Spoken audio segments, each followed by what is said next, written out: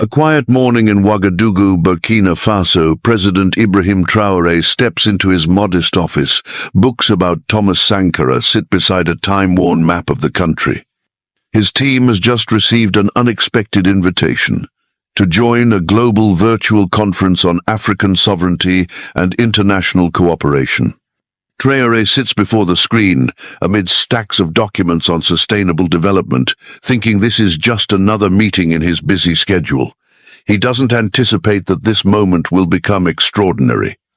In Los Angeles, Kamala Harris, former U.S. Vice President, prepares to speak.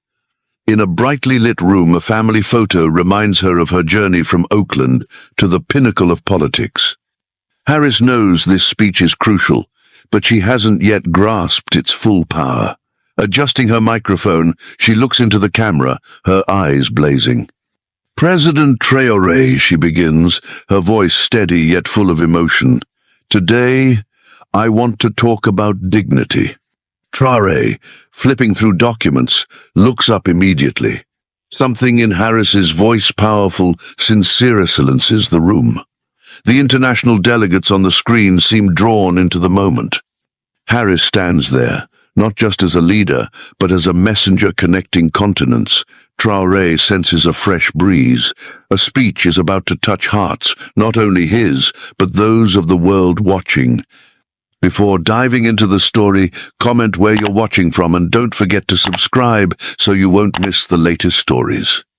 In the small office in Ouagadougou, light from the large screen illuminates President Ibrahim Traore's face, highlighting the weathered lines on his forehead.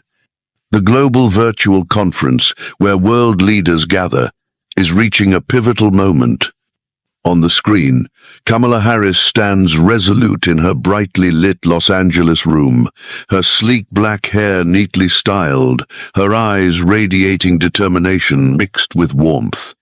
She lightly places her hand on the microphone, as if pouring her heart into the words to come. Traore, accustomed to formal speeches, feels an invisible current ripple through the space.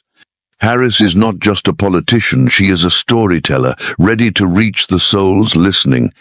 She begins, her voice resonant, each syllable carving into the air. "I stand here today not as a former vice president, but as a child of immigrants, raised amid the vibrant streets of Oakland. My mother, a scientist from India, taught me that dignity is the flame within every person, to be nurtured. My father, a professor from Jamaica, showed me that fighting for justice is every soul's duty. I carry those lessons from days facing prejudice to moments standing at the height of power to tell you this: dignity is not given, it must be claimed." She pauses, her gaze embracing the entire conference, causing Traore to lean forward slightly. He recalls the days in the Sahel, witnessing farmers struggle with barren land, children dreaming of school. Harris's words sweep through like a breeze, carrying an empathy he rarely feels from Western leaders. She continues, her voice sharpening with resolve. "President Traore, I have studied Burkina Faso, a resilient nation where you have chosen a difficult path. You've rejected loans that bind your people to external control. Instead, you've built schools so children can dream, hospitals so people are cared for, and fields so the nation stands on its own. That's not just policy, it's a commitment that every Burkinabe deserves a self-reliant future." The delegates on the screen stir, some nodding, others scribbling notes. Traore sits still, hands clasped, feeling Harris's words pulse in rhythm with his ideals. He recalls long nights discussing with aides the tough decisions to protect national sovereignty. Harris's words are not just recognition, they are a profound understanding, as if she has walked Burkina Faso's dusty roads. Harris softens her tone, like a friend confiding. "I've walked through villages in Ghana where women weave hope from fragile threads. In Tanzania, I saw young people carry big dreams in their hearts. In Zambia, I witnessed the strength of communities united against adversity. But in Burkina Faso, I see something special, A leader who puts his heart into every decision, not for fame, but for the people building this nation daily. She places her hand on her chest, emphasizing that her words come from deep within. I know what it's like when the world seems to turn its back. I know what it's like to stand up despite everything against you, and I see that in you, President Traore. Traore feels a surge of emotion. He recalls his days as a young officer in the Sahel's battlefields, vowing to protect his people. Harris's words are aflame, rekindling his belief that his arduous path is the right one. He closes his eyes briefly, letting each word sink in. Harris raises her voice, as if embracing the world with her message. We live in a divided era. Poverty tears communities apart, inequality fractures nations, and climate change threatens our future. But I believe that if we center human dignity, we can build bridges across every divide. President Traore, you've shown the world this. You're not just leading a nation, you're igniting a flame of hope for an entire continent, and I am honored to stand here and acknowledge that. She pauses, her eyes glistening, as if speaking directly to Traore across thousands of miles. The conference falls silent. Delegates, from African diplomats to UN officials, seem captivated by Harris's words. A Kenyan delegate nods slightly, eyes reflecting empathy. A European official scribbles rapidly, as if to capture every word. Traore, in his small office, feels a magical connection. He has never met Harris, but her words are a breeze, carrying the power of understanding and unity. She concludes, her voice softening but vibrant. President Traore, you've taught me a profound lesson. One person's courage can change a nation's destiny. I stand here not just to praise you, but to commit that, wherever we are in the world, we will fight for dignity, not just for today, but for generations to come. Harris smiles faintly, a smile of resolve and hope. Applause erupts from the delegates, spreading across the screen like a wave connecting the world. Traore stands slowly, his hands trembling slightly. He's unaccustomed to praise, especially from a Western leader of Harris's stature. But today he feels something different, a recognition not just of his actions, but of the values he holds. He places his hand on his chest, nodding slightly, as if sending a silent thank you through the screen. The delegates continue clapping, the sound resonating like a symphony of unity. President Ibrahim Traore stands there, hands relaxed, eyes fixed on Kamala Harris's image on the screen. Her speech has just ended, but its echo lingers like a smoldering flame in his heart. The global virtual conference, despite thousands of miles between them, feels suddenly bound by an invisible thread of understanding and respect. Traore, accustomed to criticism from Western leaders, feels a fresh emotion, as if a door has just opened before him. He steps closer to the microphone, his tall, lean frame prominent in the modest room. The delegates on the screen stop clapping, awaiting the response from Burkina Faso's young leader. Traore clears his throat, his voice husky but powerful. Miss Harris, he begins, eyes shining with sincerity. Your words today were not just a speech, but a torch, lighting the path we walk. I never thought a Western leader could understand the heart of Burkina Faso's people, but you have done so. He pauses, as if choosing his words carefully to convey deep gratitude. Traore continues, his voice rising and falling like a storyteller sharing a nation's dream. In this country, we fight every day not just against those who threaten our security, but against the prejudice that we cannot stand on our own. You've reminded me that dignity is not given, it's something we must seize with our own hands. He raises his hand, palm open, as if embracing the entire nation. The delegates listen, some nodding, feeling the strength in his words. Harris, in Los Angeles, smiles faintly, her eyes reflecting empathy. She leans toward the screen as if responding to Traore across the distance. President Traore, she says, her voice calm but resolute, Africa doesn't need saving. Africa needs to be heard, respected, and given the chance to shape its own future. I believe that with leaders like you, this continent will become a beacon for the world. Her words are a bridge linking two continents, making delegates feel a profound connection. The conference grows livelier. A Malian delegate, with a traditional scarf wrapped around their head, stands and claps, prompting others to follow. A Swedish diplomat, neutral throughout the meeting, nods slightly, as if convinced by the sincerity of both Harris and Traore. A South African activist whispers to a colleague, "This is the first time I've heard a Western leader speak to us as equals, not superiors." Murmurs spread through the audio channels, creating a chorus of empathy. Traore, back at the microphone, continues, his voice now tinged with emotion. "Miss Harris, you've given me a precious gift, the belief that our fight is not alone. Dignity is not just Burkina Faso's dream, it's the dream of every person on this earth. From the streets of Los Angeles to the fields of the Sahel." He pauses, his gaze sweeping the screen as if thanking each delegate. "Today, I've learned that true leadership knows no borders. It begins in the heart, and you have touched ours." The delegates clap again, this time louder, like a storm of emotion. A UN official in New York scribbles rapidly, as if to preserve this moment for posterity. A Nigerian delegate in traditional attire stands, raising a hand in affirmation. The conference, though just squares on a screen, becomes a stage of unity where everyone feels the power of words and actions. Harris in Los Angeles bows her head slightly, a humble but meaningful gesture. She feels the weight of the moment, not just recognition for Traore, but a commitment to continue fighting for dignity wherever she is.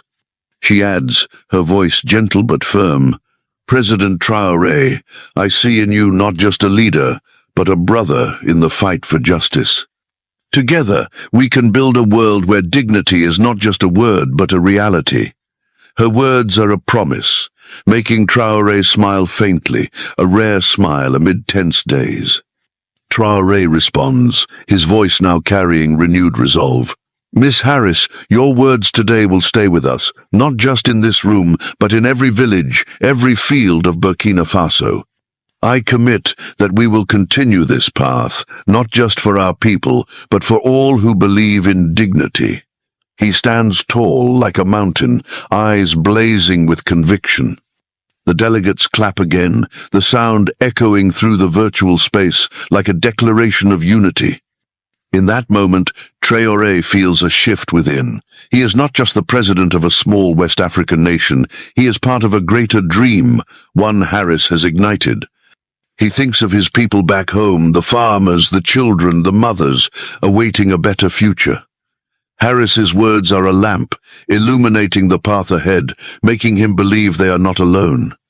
Harris, in Los Angeles, feels the power of this connection. She reflects on her journey from Oakland's struggles to tough White House decisions. She knows this moment is more than a speech, it's a call for the world to rise together.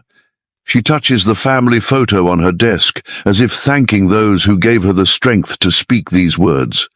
The delegates across different time zones feel a rare harmony. An Ethiopian diplomat whispers to a colleague, "This isn't just a conference, it's a new beginning."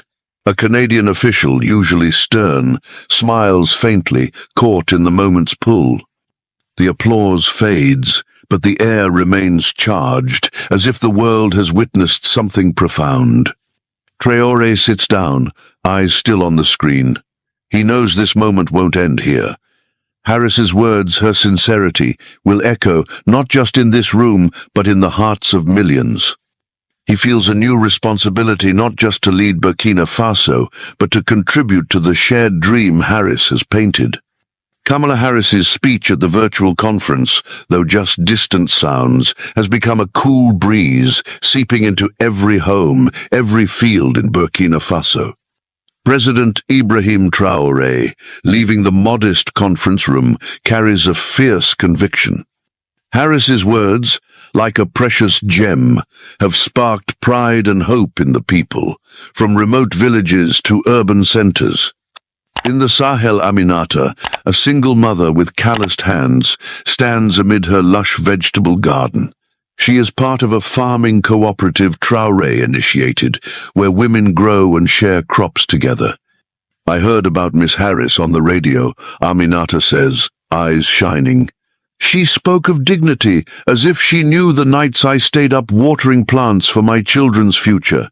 She brushes the leaves, feeling Harris's words affirm that her efforts matter, that she is part of a greater dream.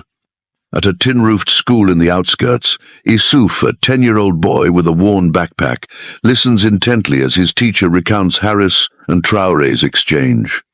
He is a scholarship student in the government's education program. "I want to be an engineer," Issouf says, voice full of resolve, "because Miss Harris said we can change our country if we believe in ourselves." His teacher, a young woman named Safi, smiles, feeling the power of Harris's message. Inspired by the conference, Safi starts after-school classes, teaching children about self-respect and self-reliance. Safi stands before her class, the blackboard covered in white chalk marks. "Miss Harris said dignity is the strength in each of us," she says, voice brimming with passion. "We don't need pity, we can build our future with our own hands."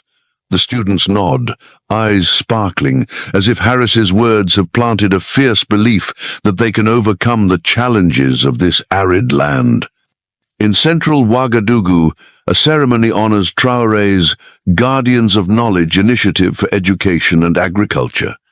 Hundreds gather under the golden sun, from farmers in worn shirts to students in white uniforms. Traore steps onto the stage, his traditional Burkina Faso attire vivid in the breeze. He looks at the crowd, feeling a deep connection. "Today," he says, voice resonant, "we don't just celebrate schools or harvests.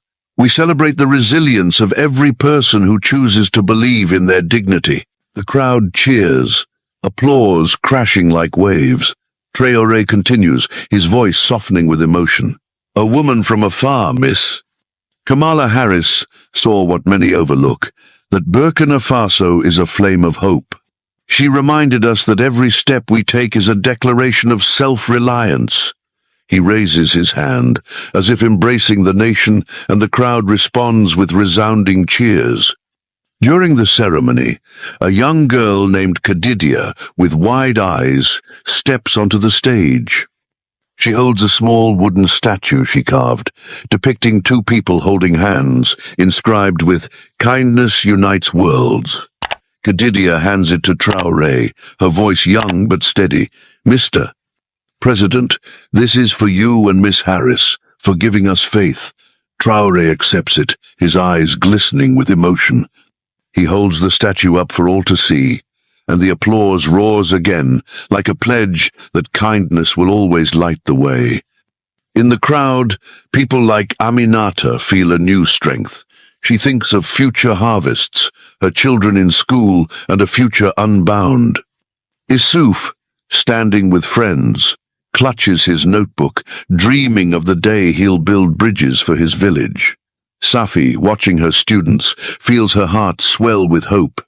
Harris's words, like a breeze, have become a force, urging Burkina Faso's people onward. As the ceremony ends, the sunlight fades, bathing Ouagadougou's rooftops in gold. The people return home, carrying a fierce belief. The story of Harris and Traore is retold in homes, under trees, like a song of resilience and dignity. Burkina Faso, in the sunset's glow, is writing a new chapter, a chapter of hope and self-reliance. The bustling streets echo with the sounds of people passing by, like a symphony of hope and struggle. Kamala Harris, after igniting a spark at the virtual conference, steps into a community center in Inglewood, where walls are covered with murals of unity's strength. Her speech, though delivered from a distant screen, has become a fresh breeze, sweeping through American neighborhoods, inspiring and sparking lively debates. Harris, in a simple jacket, stands among locals, feeling a vibrant energy from the story she and President Ibrahim Traore have begun. At the community center, a group of youth from diverse backgrounds gathers, their eyes sparkling as they hear Harris speak of Burkina Faso. "I witnessed a leader," she says, her voice full of inspiration, "who pours his heart into every decision, not for power, but for the people building their nation. President Traore showed me that, whether in Inglewood or Ouagadougou, we all fight for dignity." The crowd cheers, their applause a powerful pulse. Among them, Elena, a young community activist, feels a surge of new energy. Harris spoke of a faraway place, but it feels like she's talking about our neighborhood. Elena shares with a friend, determined to spread this message. Inspired by Harris, Elena launches a leadership skills program for youth in her neighborhood. "Dignity is the strength within you," she tells her students, her voice brimming with passion. "As Harris and President Traore have shown, you can change everything if you believe in yourself." The youth, with notebooks full of ideas, begin planning community projects, as if Harris's words have planted a fierce belief that they can shape the future. In Chicago, Rosa, a Honduran-born chef working in a small restaurant, hears Harris's story on a television program. She thinks of her endless workdays to support her children, the times she was dismissed for her accented voice. She spoke of an African president who doesn't bow to pressure. Rosa tells a co-worker, her eyes resolute, "It makes me believe we can stand tall here too." Rosa joins a group of women entrepreneurs, building a food cooperative to support struggling families. Harris's words, like a heartbeat, have ignited her belief that dignity is the strength of ordinary people.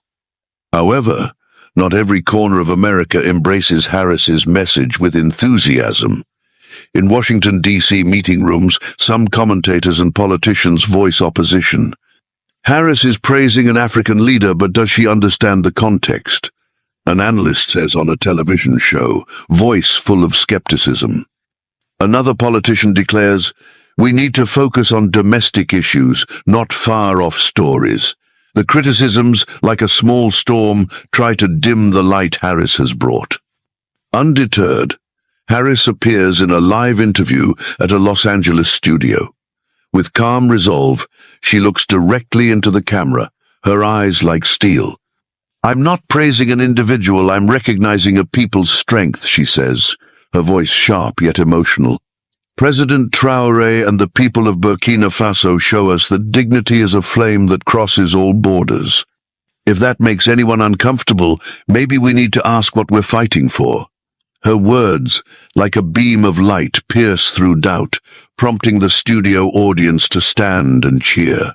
Harris's response quickly spreads, inspiring those who heard her speech. In Atlanta, activists organize a social justice workshop inspired by Burkina Faso's spirit of self-reliance.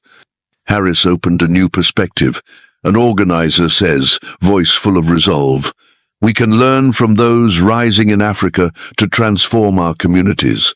In Seattle, a community school launches a global unity curriculum telling the story of Harris and Traore. "Dignity is our strength," a teacher tells students, eyes shining, and Harris showed us that. In Brooklyn, a group of youth gathers at an arts center, discussing how to apply Harris's message to their lives. She spoke of Burkina Faso, but it feels like she's talking about us. Jamal shares, voice full of emotion. "We can build our future, like they are there." The group starts a community art project, painting murals that tell stories of dignity and unity. Harris's words, like a pulse, have empowered young people searching for meaning. Back home after the interview, Harris sits at her desk, gazing at the city's twinkling lights. She thinks of Elena, Rosa, Jamal, people rising for their dreams. She thinks of Traore leading a nation with courage. She knows this story, sparked by a speech, has become a beacon spreading from Inglewood to Atlanta. She touches a peanut gift from her Oakland days and smiles, feeling the power of what she's begun. The story of Kamala Harris and Ibrahim Traore, like a breeze, has left its mark not only in the hearts of Burkina Faso's people, but across oceans, touching distant shores. The small wooden statue inscribed with "Kindness Unites Worlds," a gift from young Issa at the Ouagadougou ceremony, now symbolizes a greater dream, a dream of unity and kindness transcending all borders. Traore, in his office, holds the statue, feeling its weight, not just as wood, but as a nation's hope. Thousands of miles away in Los Angeles, Harris receives a handwritten letter from Traore. The simple paper envelope, bearing a Burkina Faso postmark, holds words penned with care, each stroke a gesture of gratitude. "Miss Harris," Traore writes, "your words have lit our path. I propose a collaborative project and education program for Burkina Faso's children, supported by a US NGO. Together, we can build schools that teach not just literacy but dignity." Harris reads the letter, her eyes sparkling. She thinks of children like Faytou, farmers like AWA, and feels her heart beat with a new purpose. The collaborative project launches swiftly. And Los Angeles NGO, inspired by Harris's speech, partners with Burkina Faso's government to build 3 schools in rural Sahel regions. These schools, with red-tiled roofs and tree-shaded playgrounds, become symbols of unity. At the first school's inauguration, Traore stands amid the crowd, his traditional attire fluttering in the breeze. He watches children run and laugh, their voices echoing, and thinks of the letter he sent Harris. "Today," he says, voice resonant, "we don't just build schools, we build bridges connecting hearts from Burkina Faso to Los Angeles." Unable to attend, Harris sends a short video to the ceremony. On a large screen in the school courtyard she appears, her smile radiant. "President Traore, people of Burkina Faso," she says, voice warm, "I'm honored to be part of this dream. These schools are not just for learning letters, they're where children learn to believe in themselves, in their dignity. Together, we're proving kindness can change the world." The crowd claps, cheers rising like a song, sending birds soaring from the trees. The Kindness Unites Worlds statue is placed at the school's entrance, a reminder of this partnership. A replica is sent to Los Angeles, displayed at the community center where Harris spoke. Maya, the young woman who organized education workshops, stands before the statue, feeling a new strength. "Harris and President Traore showed us we can do more," she tells students, voice full of passion. "Take kindness to the world as they did." The children nod, eyes shining, as if the statue is a guiding light. The collaboration doesn't stop at schools. A cultural exchange program begins, bringing Burkina Faso teachers to Los Angeles and American volunteers to Ouagadougou. Aminata, a young teacher from a small Sahel village, stands before a Los Angeles classroom, sharing stories of wheat fields and her people's dreams. Miss Harris spoke of dignity. Aminata says, voice trembling, "And I feel it here as you listen to our story." The American students clap, sensing a magical connection, as if the distance between continents has vanished. At a second virtual conference, Harris and Traore appear together, sharing the project's success. Traore, tall and lean, speaks before the screen. "Miss Harris, the schools we've built prove kindness can overcome any challenge. Burkina Faso's people thank you, not just for words, but for action." Harris, in Los Angeles, responds, eyes gleaming. "President Traore, you've given me faith that, when we work together, no dream is too big. Dignity is the flame we light together." Delegates clap, feeling the power of this partnership. The Kindness Unites Worlds statue becomes a symbol for a global campaign used by NGOs to call for unity. In a Sahel village, a farmer looks at the statue and smiles, thinking of his children in school. In Los Angeles, a student touches its replica, dreaming of a world without injustice. Harris and Traore, though far apart, have woven a story of kindness, dignity, and bridges connecting the world. The wooden statue inscribed with "Kindness Unites Worlds" is no longer just a symbol of a school or ceremony, but a torch illuminating people's dreams. From Ouagadougou to Los Angeles, this story has become a song, resonating in the hearts of those who believe in dignity and kindness. In a remote village, AWA, the farmer who once stood amid wheat fields, now leads a new cooperative. Women gather under a mango tree, sharing seeds and knowledge, building a self-reliant network. Miss Harris spoke of dignity. All shares, voice resolute. And I feel it every day as we make this land thrive together. Her cooperative not only yields bountiful harvests, but opens night classes, where women learn to read and manage finances. Each step proves Harris's words have taken root, growing tall. In Los Angeles, Maya, the young woman who organized education workshops, stands before a crowd at a community park. Colorful balloons float above, carrying the dreams of neighborhood children. Holding a microphone, Maya's voice rings with vitality. I learned from President Traore that a leader doesn't just speak, they act. And from Miss Harris, I know kindness can touch every heart. The crowd claps, parents and children feeling a new energy. Maya announces a community project. A small library where kids can read about leaders like Traore who stood up for their people. At a rural Burkina Faso school, Fatou, the girl who dreamed of leadership, writes a handwritten letter to Harris. By the light of an oil lamp, she carefully chooses each word, her handwriting neat. "Dear Miss Harris," she writes, "thank you for saying I can dream big. I want to be a teacher, to show children they have dignity, like you and President Traore did." The letter is sent, carrying a Sahel girl's dream to Los Angeles. When Harris receives it, she sits quietly, eyes glistening with emotion. Fatou, though thousands of miles away, proves Harris's words were not just sounds, they are seeds of the future. In another corner of the world, at an international workshop in Nairobi, activists from across Africa gather, sharing the Harris Traore story. A young Kenyan woman with a vibrant headscarf stands, her voice a call to action. Miss Harris and President Traore showed us dignity isn't a luxury, it's the strength of every community, from the Sahel to Nairobi. The workshop ends with a pledge to build education programs inspired by Burkina Faso, where children learn not just to read, but to believe in themselves.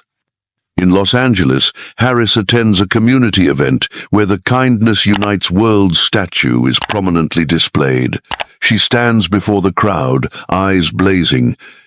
"Our story doesn't end in Ouagadougou or Los Angeles," she says, voice full of inspiration. "It lives in everyone who dares to stand, to believe kindness can change the world."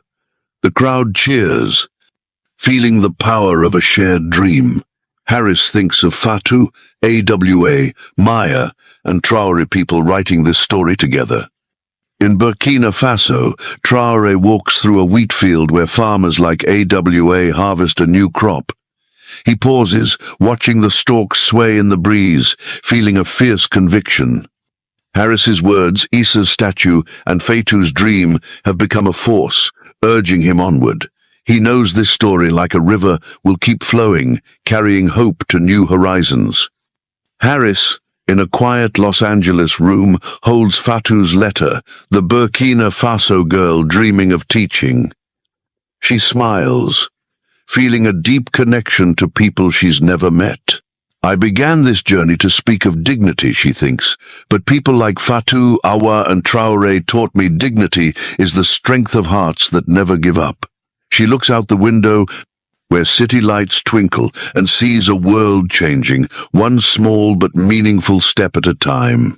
Traore, standing in a Sahel field, watches farmers harvest the new crop. He thinks of Harris, the woman who brought a new perspective, making him believe Burkina Faso is not just a nation, it's part of a global dream.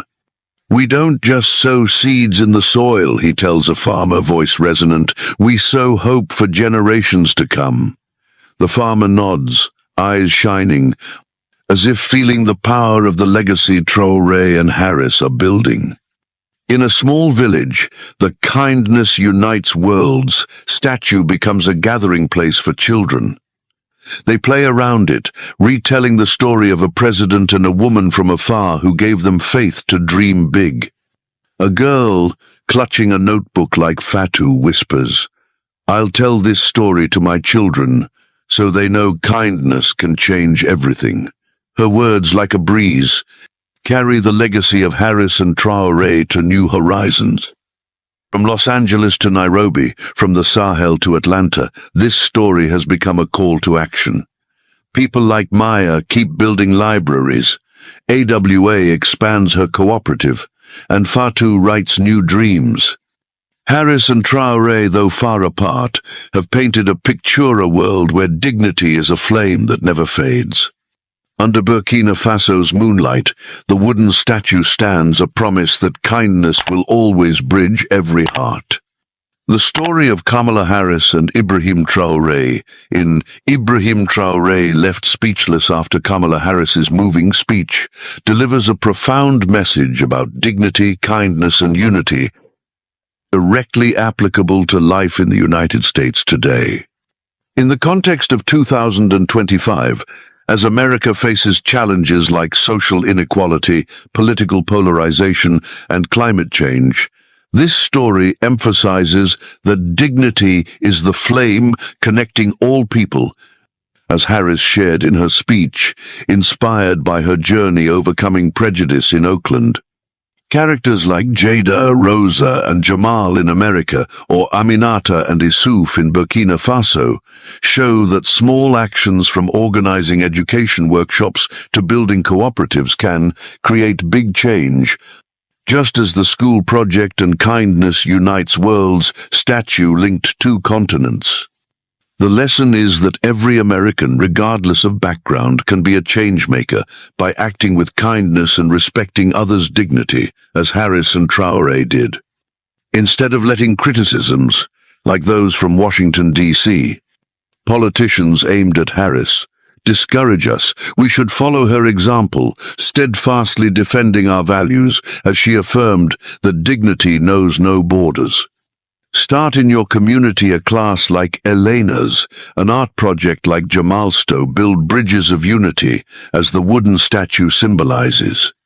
In a diverse society like the United States, this lesson reminds us that kindness and understanding, as Harris and Traore demonstrated, are the keys to healing divides and moving toward a more just future.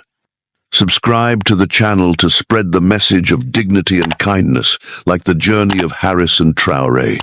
Thank you for joining us, and see you in the next video with more inspiring stories.